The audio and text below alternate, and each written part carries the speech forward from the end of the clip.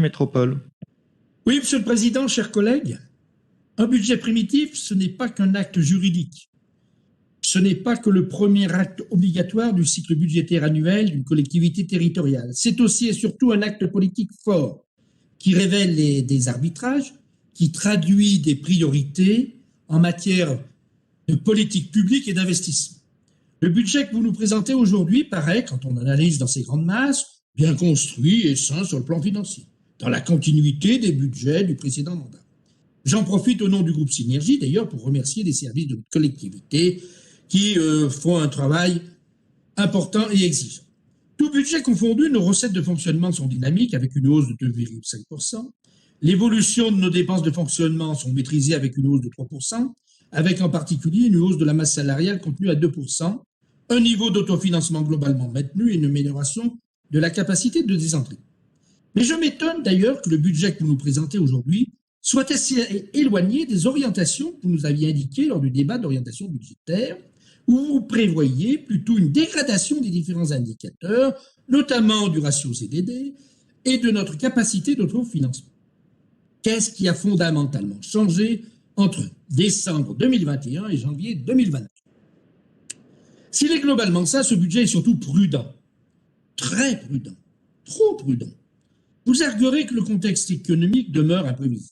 Certes, on comprend surtout à la lecture du BP que vous souhaitez donner des gages de bonne gestion, mais il ne faudrait pas que votre réputation de bon père de famille, entre guillemets, passe avant les besoins de notre métropole, de tous ses territoires et de tous ses habitants.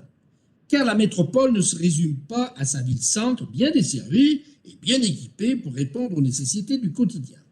Par exemple, sur le volet des investissements, sur cette deuxième année pleine de mandat, il aurait été temps d'accélérer davantage pour préparer l'avenir et participer justement de façon encore amplifiée à la dynamique économique que connaît notre territoire.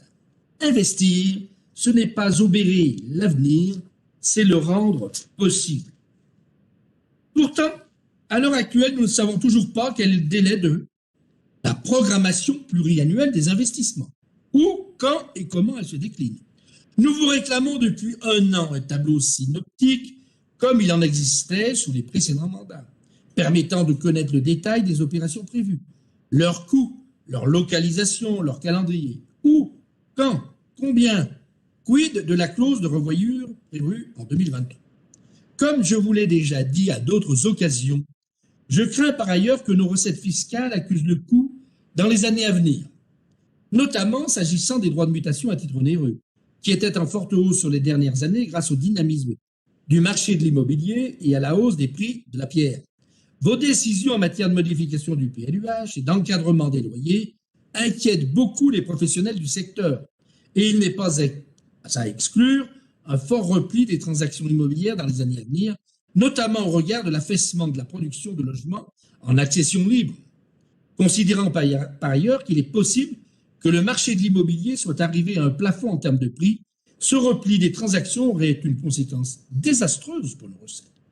Par ailleurs, lorsqu'on entre dans le détail des lignes budgétaires, certaines augmentations nous interpellent.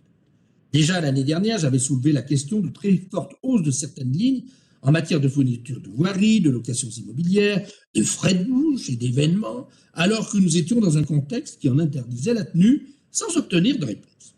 Comme nous n'avons toujours pas obtenu en commission des finances cette année, je me permets donc de soulever plusieurs points en séance publique en espérant avoir des explications précises concernant les évolutions de dépenses de fonctionnement suivantes au budget principal. Je n'ai pris que les lignes où les évolutions étaient les plus substantielles et à première vue inexpliquées. On comprend par exemple que les lignes relatives aux frais de nettoyage, aux médicaments, aux vaccins et sérums ou encore aux honoraires médicaux et paramédicaux soient en forte hausse au regard du contexte sanitaire. On comprend moins la ligne 606-33 fourniture de voirie, plus 67% au BP 2021 par rapport au BP 2020, moins 15% au BP 2022 par rapport au BP 2021, soit plus 41% sur 2 ans, avec un passage de la ligne de 1,2 million à 1,7 million. De quoi s'agit-il? Ligne 613.2, locations immobilières, plus 10% au BP 2022 par rapport au BP 2021, après une augmentation de 26% entre le BP 2020 et le BP 2021, soit 39% en 2 ans, avec une ligne passée de 9,9 à 13,8 millions. Comment l'expliquez-vous? Idem pour la ligne 616.1 multirisque qui passe de 790 000 € à 1,6 million. Pourquoi une telle explosion des coûts? Idem pour les frais de colloques et séminaires, là aussi plus 36%. Qu'est-ce qui justifie ce doublement de 476 000 € à 1 million d'euros? La ligne autres frais divers, une multiplication par 2,5. Les frais de gardiennage, idem. Au-delà de ces questions restées sans réponse, je m'étonne par ailleurs que vous augmentiez de 136% la ligne relative au catalogue et imprimé, qui passe de 1,75 à 4,14 millions d'euros de BP à BP. La com à n'importe quel prix.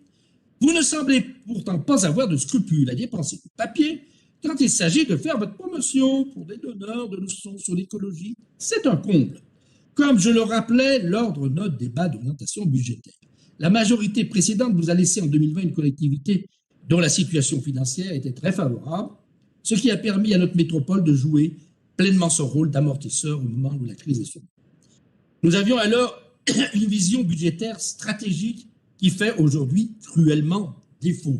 D'ailleurs, le préfet vous l'a rappelé au titre du contrat de plan État-région, où là aussi, on ne sait pas les projets que vous avez retenus, et bien évidemment, ça aura une incidence sur les années à venir au niveau des budgets.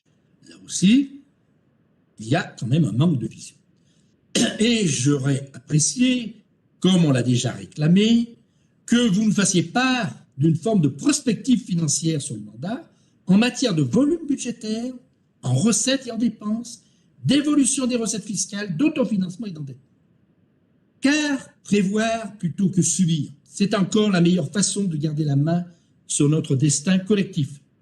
À défaut de vision et de perspective, à défaut de réponses détaillées sur les points évoqués, notamment la PPI, nous voterons contre ce rapport budgétaire. Je vous remercie de votre attention.